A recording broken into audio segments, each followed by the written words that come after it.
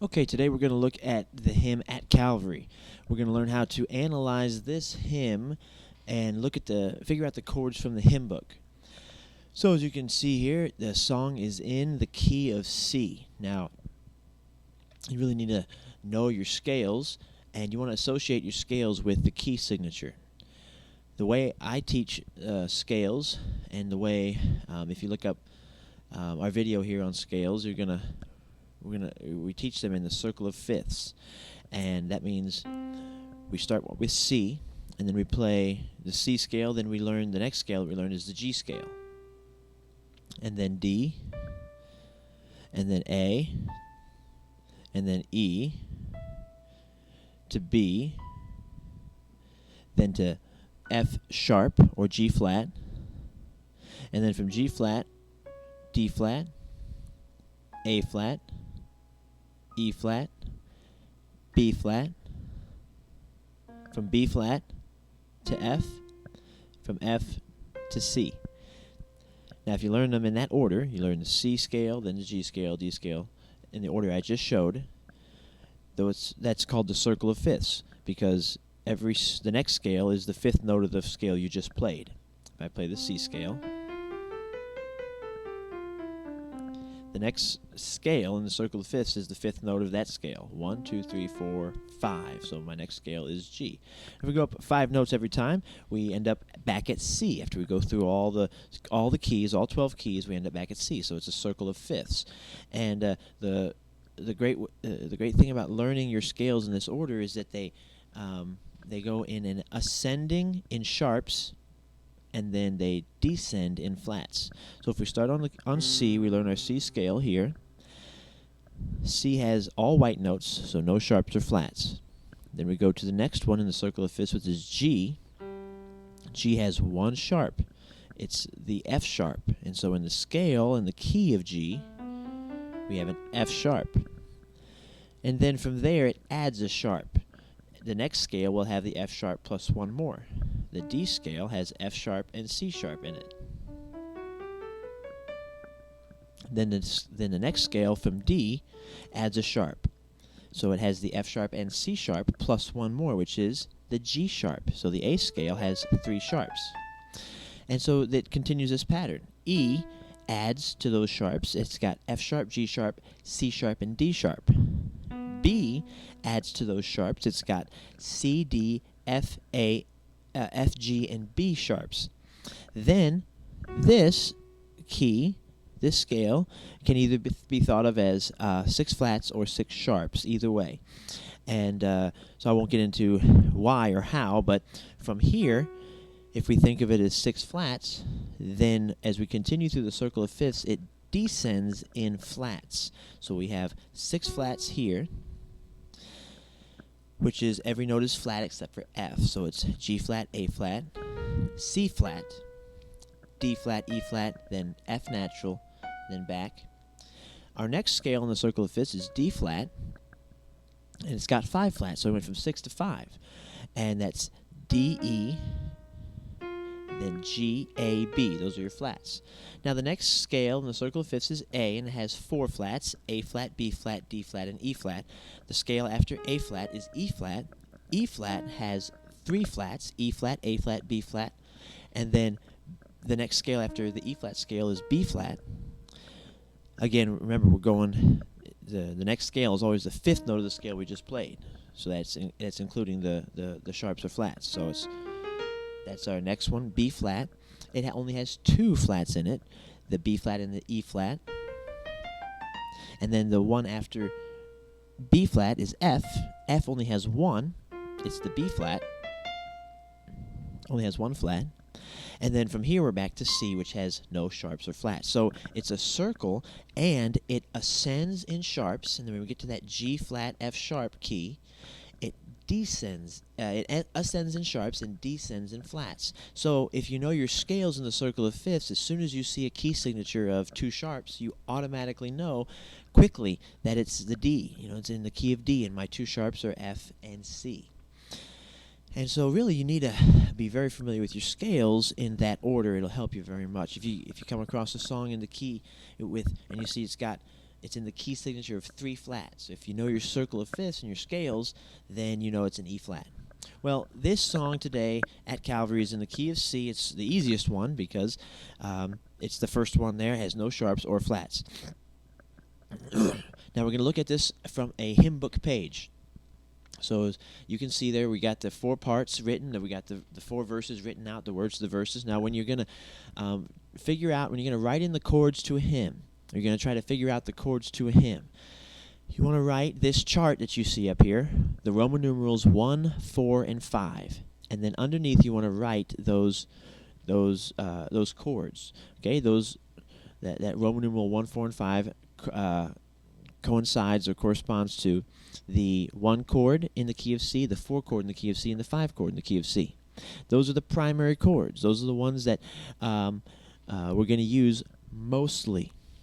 And of course, there are other chords in the key, but believe it or not, you can get away with just playing those 3 chords, and you can substitute any minor chords or any other chords. By and large, you can substitute one of these 3 chords, and you'll be able to get through a song. So it's a way of breaking it down to a simple way to play it, and but we'll look at a 1 minor chord here today too. But in the key of C, we've got all white notes, and our primary chords, the 1 chord and the 4 chord and the 5 chord. How do we figure those out?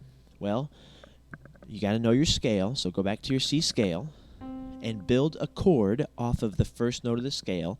That'll give you your 1 chord. So when I say build a chord, I mean build a triad. That basically, for today's lesson, means skip a note, play every other note, and then play a 3-note chord every other note. So C, skip D, play E, skip F, play G. That gives you your 1 chord. It's the C chord. Now let's go to the 4th note of the scale, and we'll build the 4 chord. 1, 2, 3, 4. Now play every other note and build a 3-note chord. Skip the G, play the A, skip the B, play the C. There's your 4 chord. So in the key of C, your 1 chord is C, your 4 chord is F, and your 5 chord, 1, 2, 3, 4, 5. There's the 5th note of the scale. Let's build a triad from here, which just means skip every other note and play a 3-note chord. Skip A, play B, skip C, play D. There's your G chord. That's your 1, 4, and 5. Now, in any key, the 5 chord is the only chord that is a dominant chord, meaning it's a major chord with a flatted 7th. Okay? So that's what you have there. That's the 5/7. And the 5/7 is used a lot because it's a dissonant chord. It's got an unsettled sound, and it drives or pushes you back to the 1 chord. All right? So keep that in mind. That's only true naturally in the key with the 5 chord. Now, sometimes you'll see the 1 chord has a dominant 7th on it or something, but that's always an accidental. In fact, we'll see that in this song. It has the 1 chord is made into a dominant 7th chord, but it's an accidental, meaning they reach outside of the key signature to make that happen. So, as we analyze the song, we want to try to break down the measures and figure out which chord should be played for each measure. So the best thing to do is play 1 chord per measure, and sometimes 2 chords per measure, changing on the 1st beat and the 3rd beat. But for much of the time, you'll be able to play 1 chord for a whole measure. So look at the first measure. It starts like this. Here's the notes that are played. Okay? So what you want to do now is try to figure out which chord fits with those notes that I was just playing. So the way you do that is you have to look at both lines. You look at the bass note, the tenor note, okay? The bass note is the bottom one, and the bass clef, the very bottom one. The tenor note is the next one, okay? And then you look at the treble clef. And so we've got a C, a low C, a middle C, an E, and a G. Those are the notes that will be being played for the first couple beats of this measure. Now, which of our 3 chords that we looked at are these notes basically describing? Well, The C chord has a C in it, but so does the F chord. Okay, so that doesn't narrow it down. It narrows it down to 2, so we know it can't be the G chord. But now, which of the two chords, C or F, has an E in it? Okay, of those two chords, only a C chord has an E and a C in it. So you can actually figure out which chord it is. With only 3 options, you can figure out which chord it is pretty quickly. You don't have to analyze all the notes in every measure. With this measure, just seeing that it's got a C and an E, I've already narrowed it down to it must be the C chord. Now, this is an oversimplification, especially when you get into extensions of the chord, but we're learning to play this hymn in a simple way first, and so this is a great way to do it. And you can get by with 90% of the songs in the hymn book doing it just like this. Your 3 primary chords, and then narrowing it down which chord should be played with these notes, thinking in that way. So really, you can almost figure out what chord you need just by looking at the melody note. That means the top note, the one at the top of the treble clef. Okay, so if we go to the very beginning of the song, the melody note starts here, and the melody goes like this.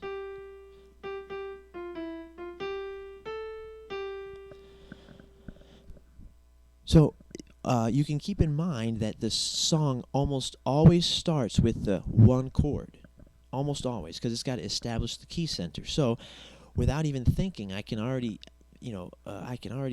deduce that it's going to be a C chord I'm starting on, which is correct in this case. And again, 95% of the hymns are going to be that way. They're not going to do things that are unconventional. So if the song is in C, the first chord is going to be a C chord, almost always. And we go to the next measure, and we've got a G. And without even looking at the other notes, the alto and the tenor and the bass, I already know that it's got to either be a G chord or a C chord, because that's the only 2 chords of my 3 options that have a G in it. And then looking at the alto note, the next note down, I see it's a C. I see it's an E. The only chord that has an E and a G in it is the C chord.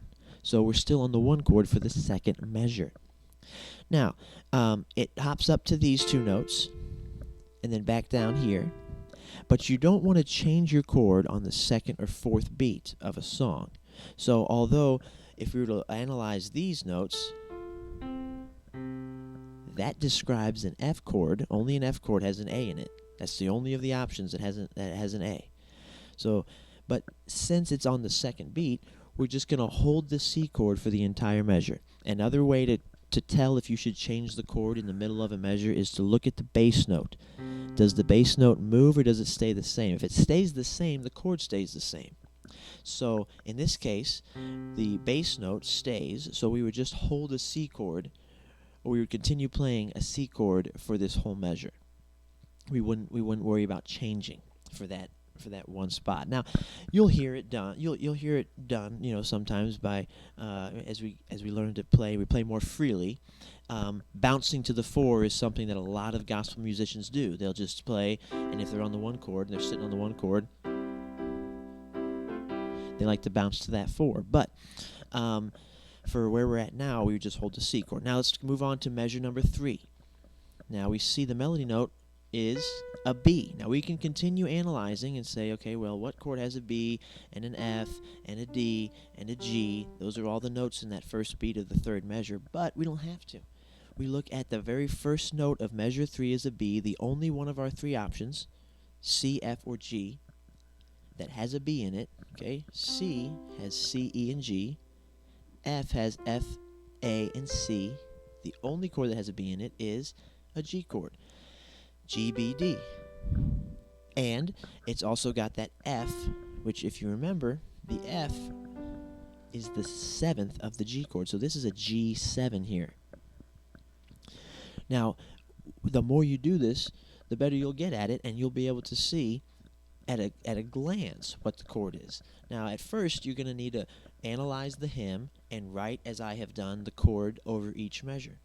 And the more you do that, the better you'll get at reading and understanding chords, and then you'll be able to play out of the hymn book without those notes. Now, so let's move on to measure number 4. This is the first measure of the second line. Now, the melody note, as you can see, is an E. Now, we can stop right there. We don't have to go and overthink this. The only of our 3 options, C, F, or G, the only chord that has an E in it is the C chord. F has F, A, and C. C has C, E, and G. There's our E. G has G, B, and D. There's no E in that one. So, measure number 4 is also a C chord. So, what we've got so far for the first 4 measures, it's measure 1 is C, measure 2 is C, measure 3 is G7, measure 4 is C again. Another thing to keep in mind with hymns and really all songs is that everything centers around the 1 chord. So the majority of the chords in the song is going to be that 1 chord. It establishes a tonal center, it establishes home, and then we depart from it and we return to it. That's the whole given pool of music. More often than not, you're going to find that it's the 1 chord that we're coming to and going back to. So measure number 5, it's again, we've got our melody note is a C. Okay, look at measure number 5. It's where it says, where the words say, "Knowing not it was for me he died." That's measure 4. We've got a G in the melody, and so that could either be a G or a C, but as I was just saying, we spend most of our time on the 1 chord. It's probably going to be the 1 chord. Let's see what this alto note is. It's an E. The only chord with an E in it, and a G also, is your C chord. So we're back to the 1 chord. Now go to measure number 6, which is where it says, "Me he died on." That's measure number 6. The melody note again is an E, is a G. And then we've got this E in there as well. That narrows it down to a C chord. So it's 2 measures of C.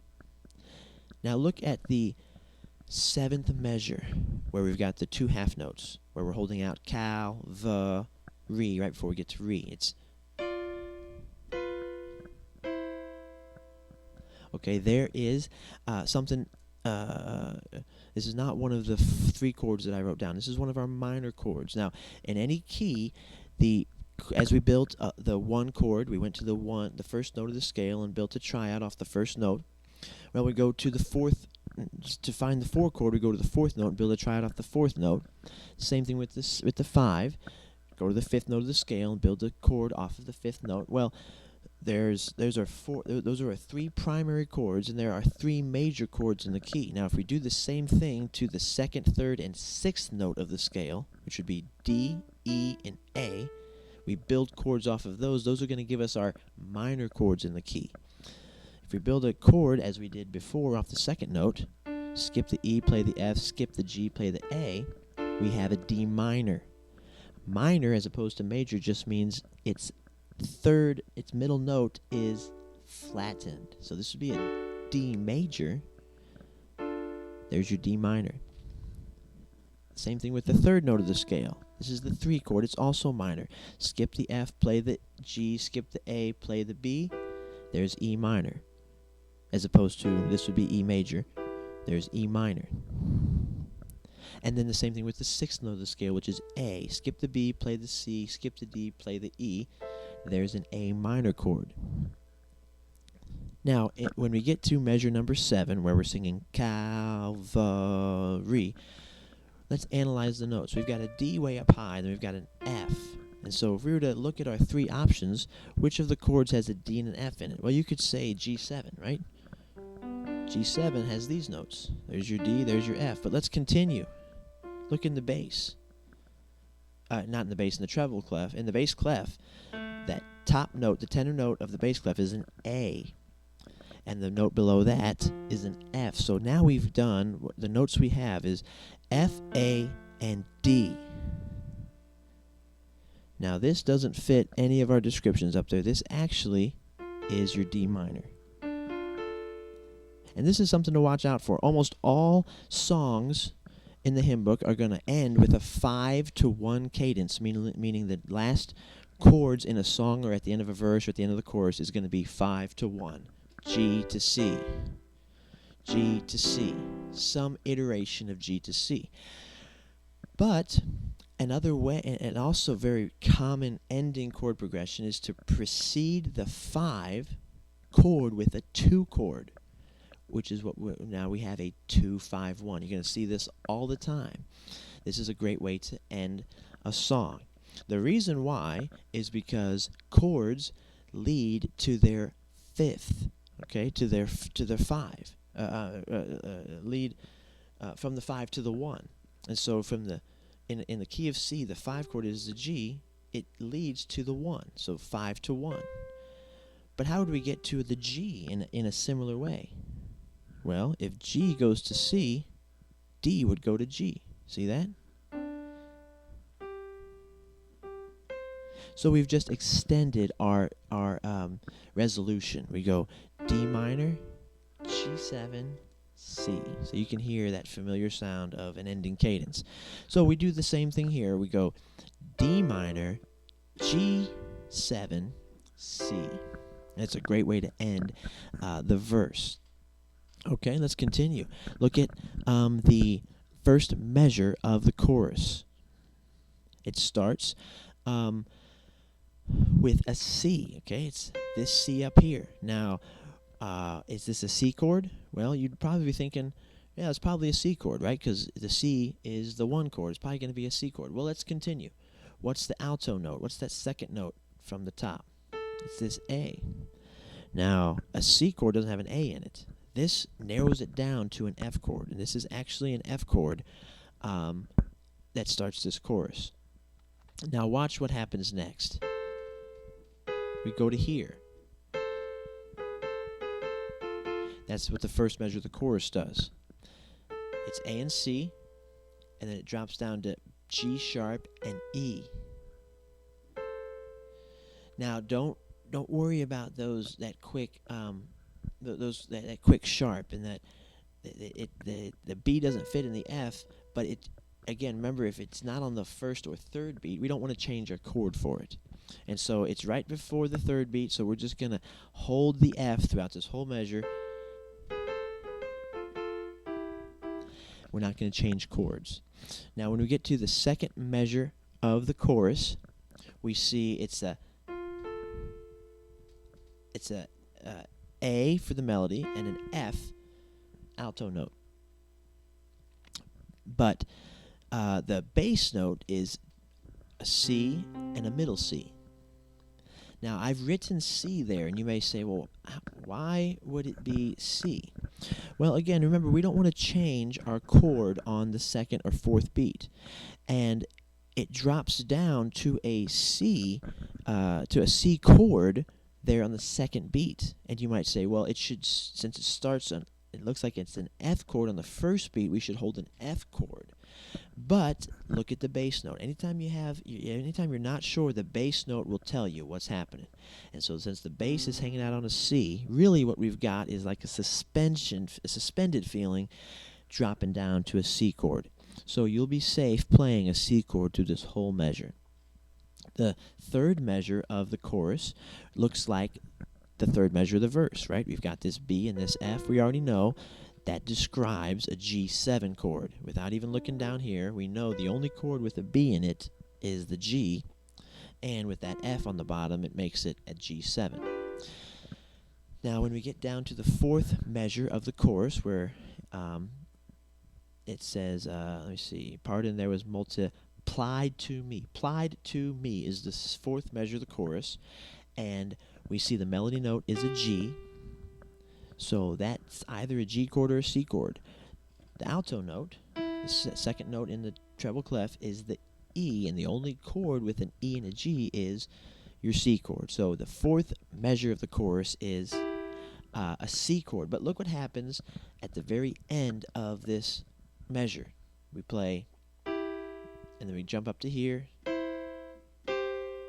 and then we hold that C while this alto note moves to a B flat there. So this is what they call an extended dominant or a secondary dominant, and we are using the C7th to go back to the F. So the C7 is not diatonic to the key. That means the key of C does not contain the notes to make a C7. The 7 in the key of C would actually be this note, but we have flattened it momentarily because this dominant chord is the one that leads to your F. If we were in the key of F, this would be your 5, and it would pull us to the 5, to the 1 chord. But we're not in the key of F, we're in the key of C, so we have to reach outside the key to add this little spice to the chord and pull us to this F to finish the chorus.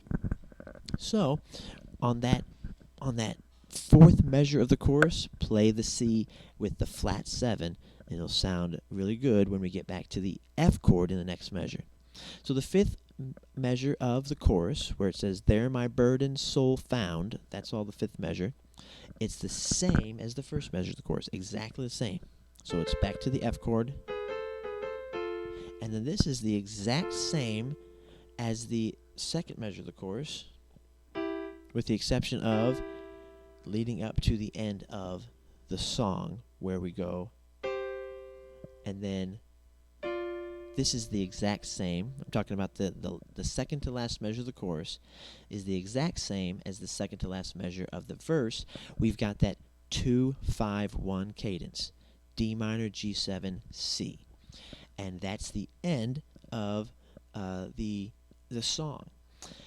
Now let's demonstrate how I would suggest playing it. You can play the melody and read the melody note, which is just the top note. It's the recognizable part of the song. Play it like that, and then add the chord and play 1 chord per measure like this.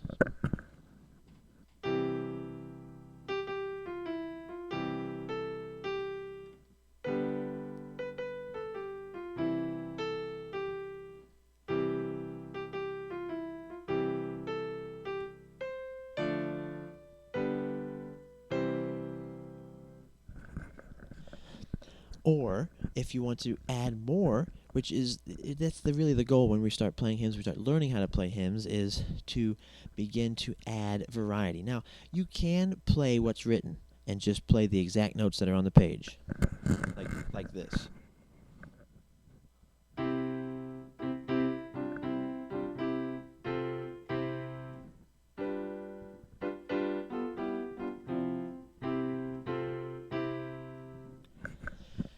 And that's going to sound good to start, but unless you understand what we just analyzed, what we just went through with looking at the chords and understanding the chords and the measure and the chords that go with each measure, then you won't be able to branch out from there very easily.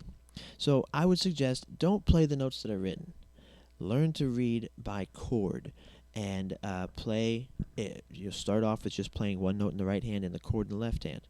As you get better at that, you want to start playing more in the left hand, so you can play a chord every 2 beats. So, like this. 1, 2, and 3, a 4, a 1, 2, 3, 4. 1, 2, and 3, and 4, and 1, 2, 3, 4. From there, to add variety, you can start playing play a chord in the left hand on every beat.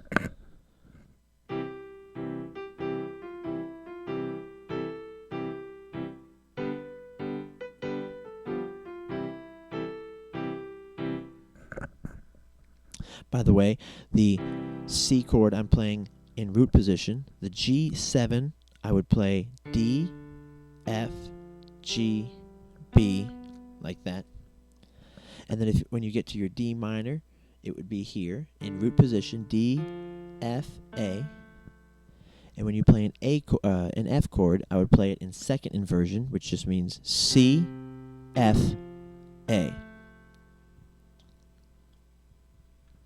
Now, as you continue to get better and more comfortable, what you would want to do from here is fill out the right hand. So the left hand is starting to sound full. We're playing on each beat.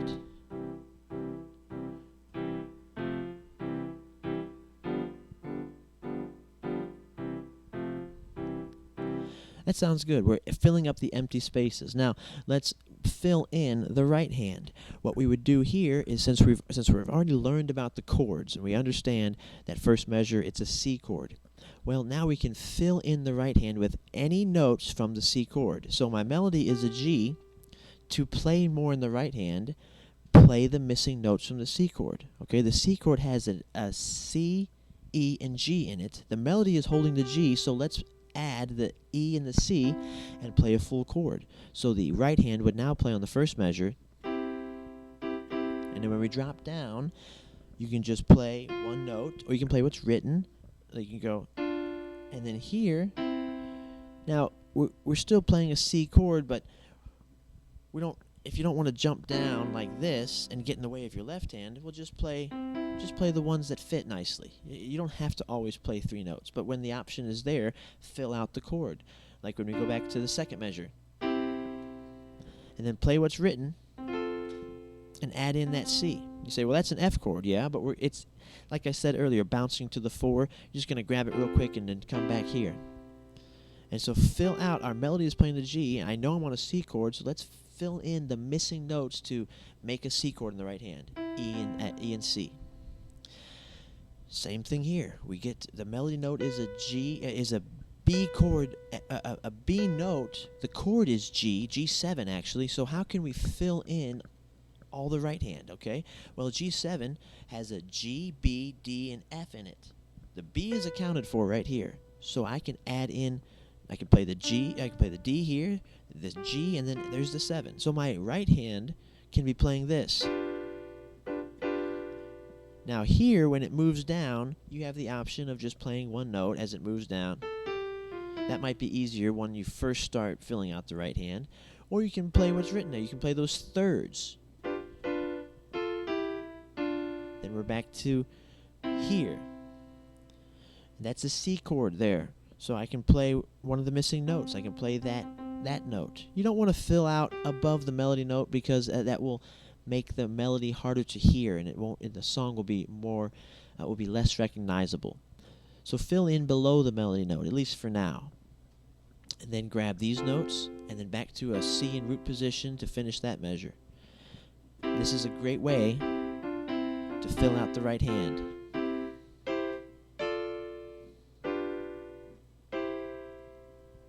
We get to the chorus, we're going to use an F chord.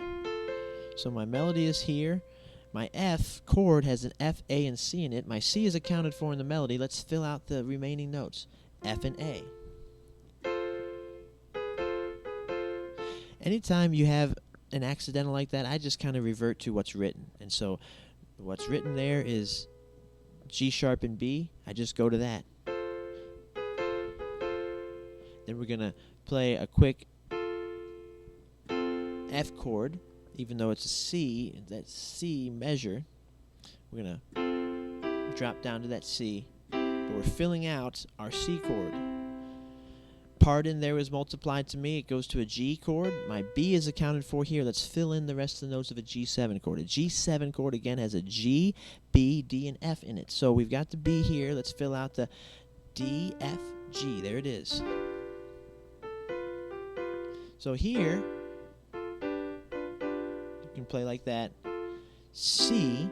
Now watch here. This is the 4th note of the chorus where we're singing multiplied to me. Plied to me. The melody note is a G, so we know we can fill out these notes. But then the melody note jumps to a C. So to fill out for a C chord, we would go. It has a C, E, and a G in it. Our C is accounted for here. Let's add the E and the G. There's our C chord. Now remember, this is a 7th, so we can add the 7th in too. Multiplied to me. And then back to F.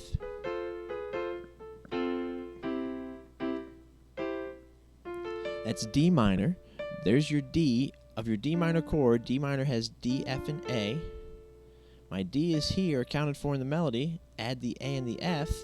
We've got a full D minor chord in the right hand. Then we go to G7.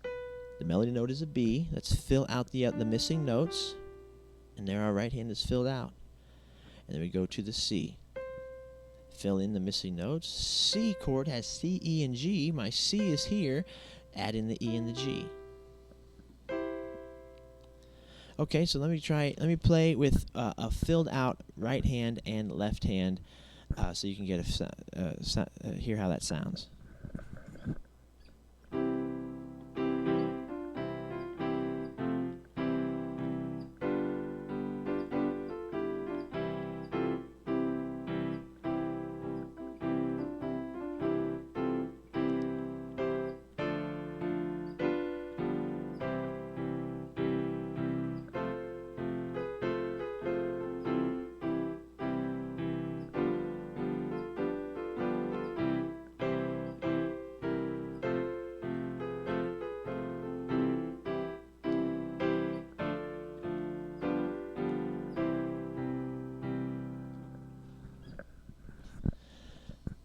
Now the last thing I'll mention, and that's for if this is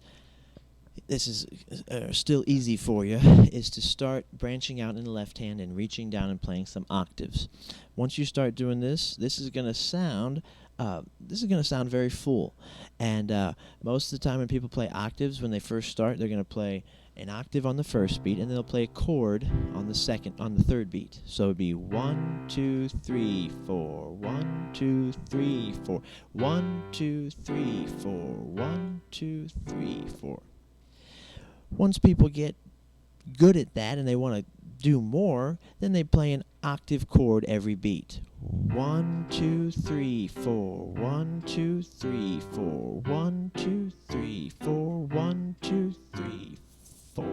And so the octaves would bounce from the 1 of the chord, so it'd be C, C chord, G, C chord, G, G chord, D octave, G chord. So it's the first note of the chord and the fifth note of the chord alternating in the bass with the octaves. So it's 1, 2, 3, 4. G would be 1, 2, 3, 4. F would be 1, 2, 3, 4. Then on that last measure, since you've got two chords in one measure, it'd be G minor, G, 7, C. Now, obviously, that would be once you're very familiar with your chords and you're able to play it without having to think about, without having to spend a lot of time figuring out the chord, then you can branch out into that.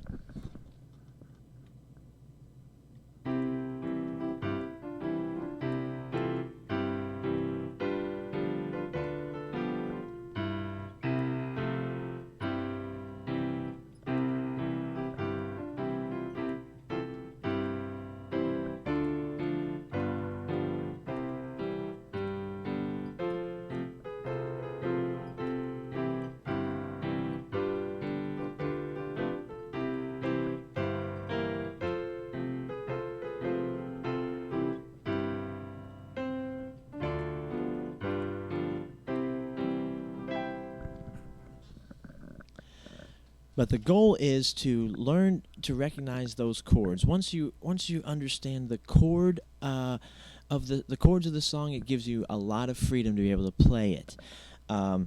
You're not so concentrating on hitting every note as you're sight reading the notes, but I know a C chord. I basically know the melody, and I'm familiar enough with it. I can improvise around a C chord, which this is basically what my hymn playing comes down to. It's just the C, the chords, and then improvising around them.